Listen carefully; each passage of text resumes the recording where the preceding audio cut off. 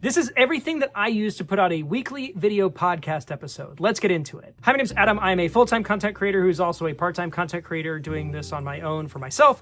And I'm just here to help people who are looking to get into this kind of thing along in their journeys. So if that sounds like something you would be interested in, like, follow, subscribe, do whatever you do on whatever platform you're watching this on, and stay tuned for more stuff like this. So for the past 5 years, I've put out a weekly podcast episode, and for the past 3.5 years, those have been video episodes. And it's no small feat. It's something that takes a fair amount of work, but I have figured out a system where I can record a video on maybe Sunday or as late as Wednesday and have it out by Friday morning. And I thought it would be a good idea to walk through my particular setup and the things that I use, just for people who might be curious. Now, this is not a comprehensive list, and this is not something that everybody has to have every piece of this gear to do what I do. This is just what I have accumulated over the years that makes sense for the setup that I have. So take of this what you will. It's not all necessary, but this is what works for me. So where I am sitting is in my studio space, which is also my office in the basement of our house. And all of the gear is on the other side of this camera. So I'm going to turn the house lights on and walk you through it. So never mind the mess. Starting off, I've got my Shure SM7B. It's pretty much the standard podcast mic that everybody uses. Should be pretty familiar. This is connected to a Warm audio boom stand, which I like because I can kind of set it in a particular position and it just stays put, this is pretty much the way that it's set up. You can see that it's coming from the far side of the desk. And the thing I like about it is that when I'm done, I can just kind of push it out of the way and it's not, bothering me while I'm doing other stuff. Don't mind any of this. This is another project. So when I am speaking into this microphone, I'm staring into this contraption right here. And this is an Elgato prompter. And the thing that I like about this is that it is basically a tiny computer monitor that has this glass front that allows you to read stuff as you're looking down the barrel of the camera. So this is where I put the browser window when I'm recording episodes with other people, and it allows me to look directly into the camera and talk to the person that I'm talking to in a very natural manner.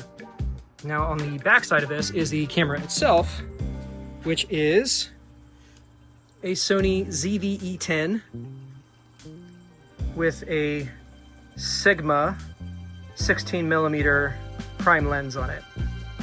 It's got a very nice bokeh effect, very nice depth of field, and just a really nice camera and lens, and relatively affordable.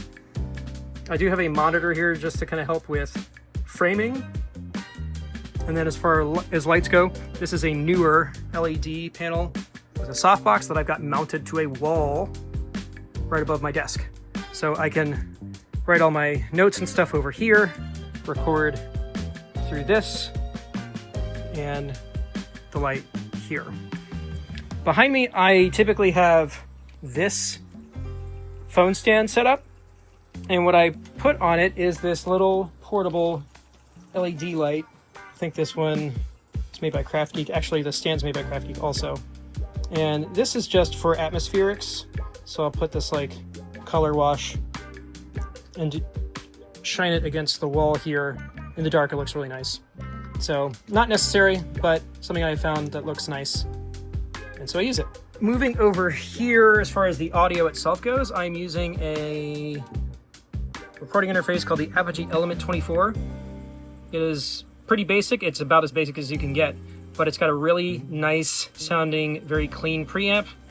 And that is going into this thing, which is called the Mic Lifter by Soyuz.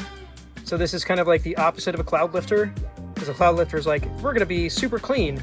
And this one's like, we're gonna add some analog funkiness to it. Does it work? I don't know, but it does sound good. And I haven't had any complaints. This light I use sometimes depending if the wash isn't bright enough, but typically I don't need to use it.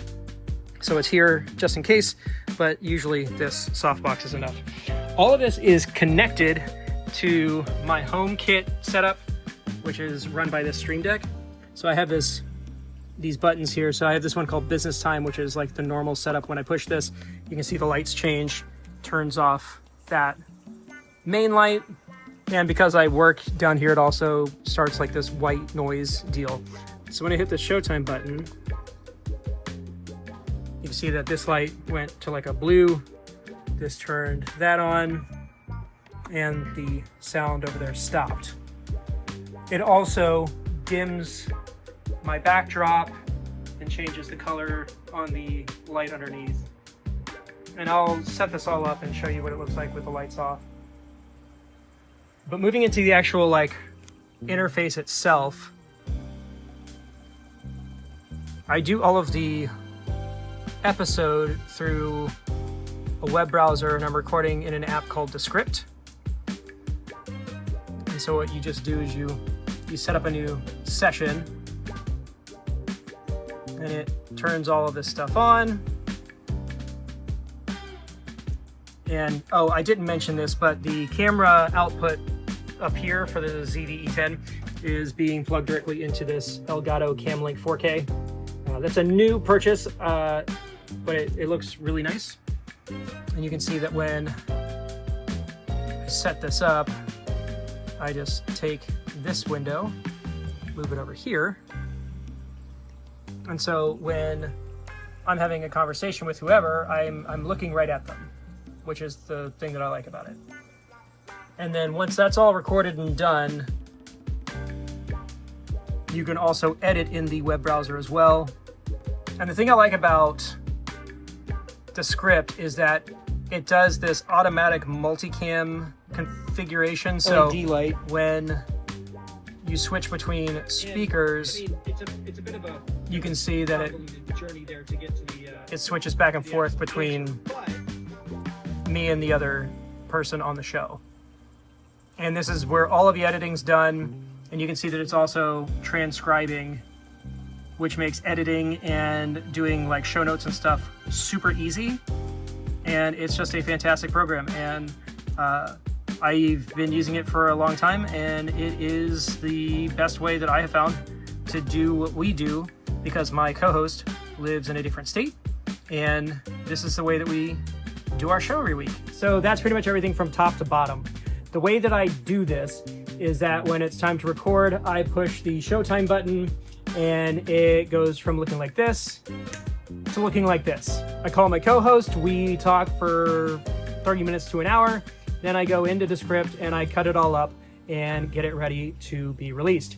It goes on a number of platforms. We've got a podcast host, which is run through something called Podomatic, and then that takes it to all of the major hosting platforms. The only thing that's separate than that would be YouTube, because the video version doesn't automatically get distributed, and any social clips that we cut. Descript also does that automatically using AI, which is a really nice feature. And so I end up making 2 to 3 different edits every episode. There's typically a pre-show that is set up as like a bonus episode that goes to our high-end Patreon members. I've got the audio version, which has some additional components that the YouTube version won't have. And then there's some stuff in the YouTube version that the audio version doesn't have, of course. And those all get posted on Thursdays around 8 p.m. Eastern. And it's typically recorded on Sunday or Monday night, but I've done as late as Thursday morning and gotten it turned around same day. So that's pretty much the way that it works. I'm sure there's some stuff that I missed. If you have any questions, leave those in the comments. Be sure to like, follow, subscribe, whatever you do on whatever platform that you're seeing this on, and stay tuned for more. Thanks.